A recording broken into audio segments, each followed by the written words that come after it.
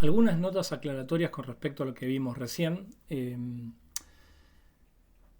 este esquema hay una simplificación que es la integración del bias, del intercept, de la capa anterior dentro de los estímulos de esta capa anterior. O sea, en algún sentido no tengo un bias por separado y estoy pensando que el bias es un elemento más de estos x, de este vector xh-1 para que sea más general.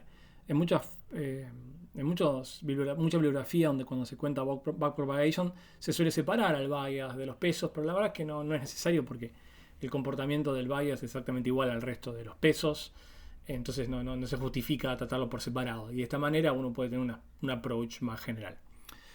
Otra cuestión a tener en cuenta es que a veces puede ser confuso pensar esto.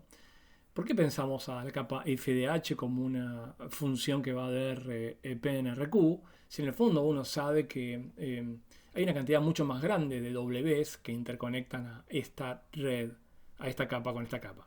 Pero bueno, la explicación tiene que ver con lo siguiente. Pensemos, por ejemplo, en el jacobiano, en esta matriz de derivadas parciales. Después veamos, el jacobiano termina siendo una estructura que tiene p filas por q columnas, donde fíjese que las filas obviamente son cada uno de los elementos de los estímulos de entrada y las columnas son cada uno de las salidas de la función. Y pensemos, por ejemplo, en cómo intuitivamente, de qué depende la derivada parcial de f de 1 con respecto a x1. Si lo empezamos gráficamente, es el cambio que produce esta neurona, la salida de esta neurona, que sería este f supra 1 sub h, en función del estímulo que recibe de la capa anterior del elemento 1, de x supra 1, es algo que depende, obviamente, ese cambio, en primera medida del peso, de este peso, que es el peso W1, que sería el que va de la neurona 1 a la neurona 1 de la capa H-1 hasta la capa H respectivamente. Y aparte, el cambio va a depender de lo que esta neurona haga con este estímulo a través de H y cómo lo transfiera hacia la salida, que obviamente va a depender de la función de activación.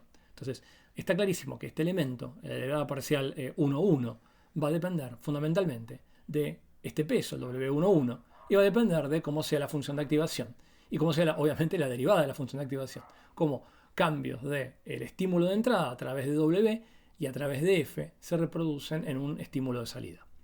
Y este mismo análisis que hicimos para el elemento 1,1 lo podemos hacer para cómo el elemento F1 ahora depende a su vez de X2, de X3, así hasta XP, dándonos P elementos. Pero podemos hacer cada uno de estos análisis para cada una de las Q salidas de la función. Por lo cual, en el fondo, esta estructura de derivadas parciales tiene una cantidad de P por Q cambios relativos que en el fondo, cuando integramos el bias, son equivalentes a la cantidad de pesos que conectan a la capa H-1 con la capa H, que en el fondo son P por Q.